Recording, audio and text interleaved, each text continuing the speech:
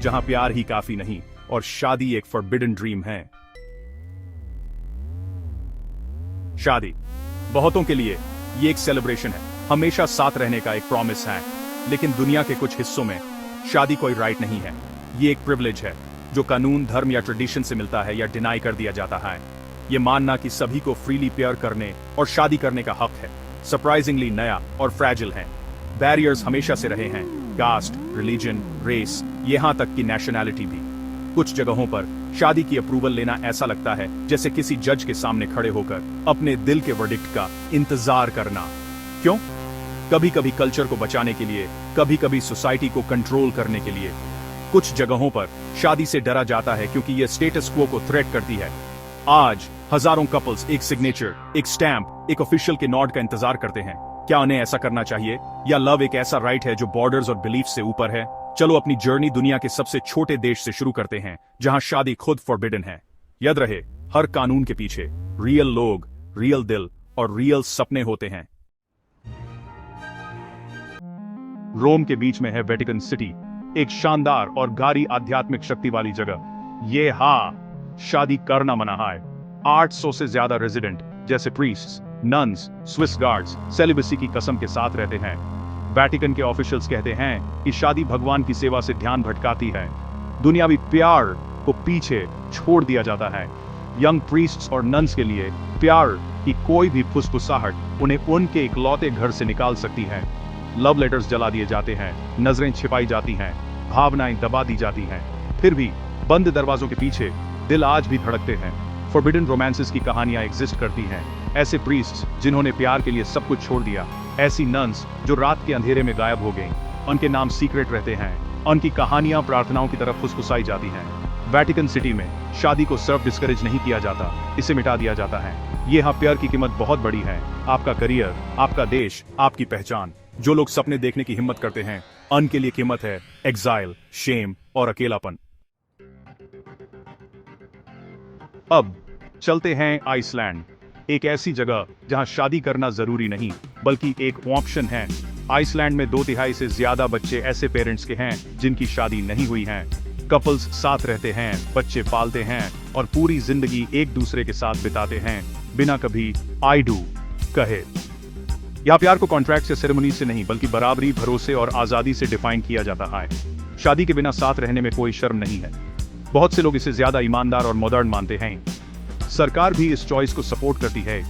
बिना शादी वाले कपल्स को शादीशुदा पीपलों के लगभग सभी अधिकार मिलते हैं। डाइवोर्स रेट्स कम हैं और बच्चे स्टेबल, प्यार भरे घरों में बड़े होते हैं। आइसलैंड के लोग अगर चाहते हैं तो शादी करते हैं, लेकिन तभी जब उन्हें सही लगे, कानून या ट्रेडिशन की वजह से नहीं। आइसलैंड में लव कानून नहीं ही है जो पीपलों को असल में बांधता है। नेक्स्ट, नॉर्थ कोरिया, एक ऐसी जगह जहां प्यार पर भी सरकार का कंट्रोल है। सोंगबन सिस्टम एक कास्ट लाइक क्लासिफिकेशन है जो तय करती है कि कौन किसे शादी कर सकता है, कब और किसे। आपकी फैमिली बैकग्राउंड, पॉलिटिकल लॉयल्टी, यहां तक कि आपके एंसेस्टर्स के बारे में रूमर्स भी आपकी किस्मत पर असर डालते हैं। कपल्स को गवर्नमेंट अप्रूवल के लिए अप्लाई करना पड़ता है।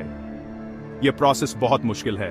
बैकग्राउंड्स चेक किए जाते हैं, सवाल पूछे जाते हैं और डिसलॉयल्टी का कोई भी साइन रिजेक्शन या पनिशमेंट का कारण बन सकता है। लव लेटर्स इंटरसेप्ट किए जाते हैं, मीटिंग्स चपेरोंड होती हैं और सपनों की जगह डर ले लेता है। बहुत से यंग नॉर्थ कोरियंस हार मान लेते हैं, प्यार के लिए सब कुछ रिस्क करने के बजाय सिंगल रहना पसंद करते हैं। जो सफल होते हैं उनके लिए शादियां सोलम, स्टेट सैंक्शनड अफेयर्स होती हैं। कोई डांसिंग नहीं, कोई हंसी नहीं, बस एक ठंडा अप्रूवल। डिफेक्टर्स की कहानियां सालों के इंतजार, डिनाइड प्रपोजल्स और हार्ट ब्रेक को सामने लाती हैं। नॉर्थ कोरिया में प्यार कोई राइट नहीं है, यह एक प्रिविलेज है जो रिजीम द्वारा दिया जाता है। लेबनान और इजराइल में शादी के कानून राज्य से नहीं बल्कि धर्म से तय होते हैं। एक क्रिश्चियन एक मुस्लिम से शादी नहीं कर सकता, एक जू एक क्रिश्चियन से शादी नहीं कर सकता। चर्च, मॉस्क और सिनेगॉग ये ही आपके फ्यूचर की चाबी रखते हैं। अगर आपका प्यार धर्म की सीमाओं को पार करता है तो कानून आपको अलग कर देता है। लेबनान में सिविल मैरिज जैसा कुछ नहीं है, आपको अपनी रिलीजियस कम्युनिटी के अंदर ही शादी करनी होगी या फिर बिल्कुल भी नहीं। इजराइल में चीफ रैबिनेट यहूदी शादियों को कंट्रोल करता है। इजरायली कानून के तहत इंटरफेथ यूनियंस इम्पॉसिबल हैं। हजारों लोग सिविल मैरिज के लिए साइप्रस जाते हैं और घर लौटकर खामोशी या रिजेक्शन पाते हैं। लवर्स को धर्म और एक दूसरे के बीच चुनना पड़ता है। कानून जिसे रक्षा करनी चाहिए एक दीवार बन जाता है। कई पीपलों के लिए यह एग्जाइल जैसा लगता है, किसी कम्युनिटी, किसी देश, किसी घर से बिलोंगिंग।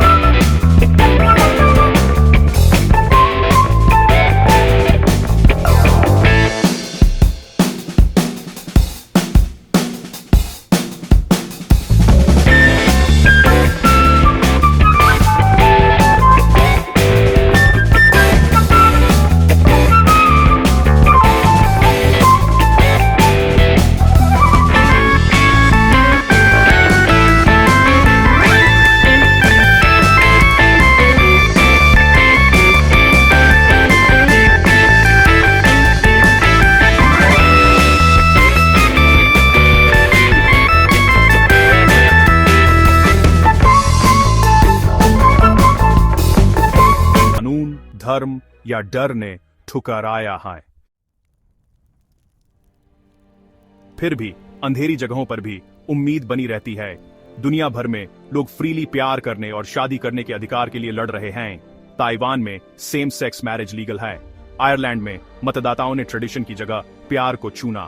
लेबनान और इजराइल में भी एक्टिविस्ट्स पुराने नियमों को चैलेंज कर रहे हैं, इक्वालिटी की मांग कर रहे हैं।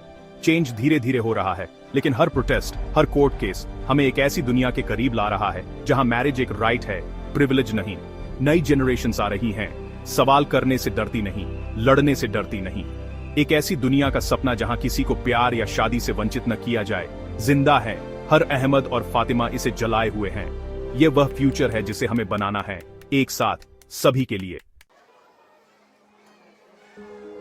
नेक्स्ट टाइम आप किसी शादी में जाओ तो रुकना, उन पीपलों के बारे में सोचना जो इस पल को शेयर नहीं कर सकते, इसलिए नहीं कि उनका प्यार कम है, बल्कि इसलिए कि उनके देश, उनके धर्म या उनके कानून उन्हें इसकी इजाजत नहीं देते।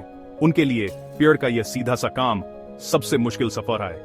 प्यार करना दुनिया का सबसे आसान काम है, लेकिन प्यार को जीना कभी कभी सबसे डिफिकल्ट। अहमद और फातिमा के लिए और उन सभी के लिए जिनका प्यार किसी कानून ने तोड़ा, यह वीडियो उनके नाम। उनकी हिम्मत का सम्मान करें, उनके संघर्ष को याद रखें और एक ऐसी दुनिया बनाने का वादा करें जहां लव, सिंपल, सच्चा और ईमानदार, कभी कोई क्राइम ना हो। अगली बार तक ये है अपना पंजाब आपको वो कहानियां बता रहा है जो मायने रखती हैं।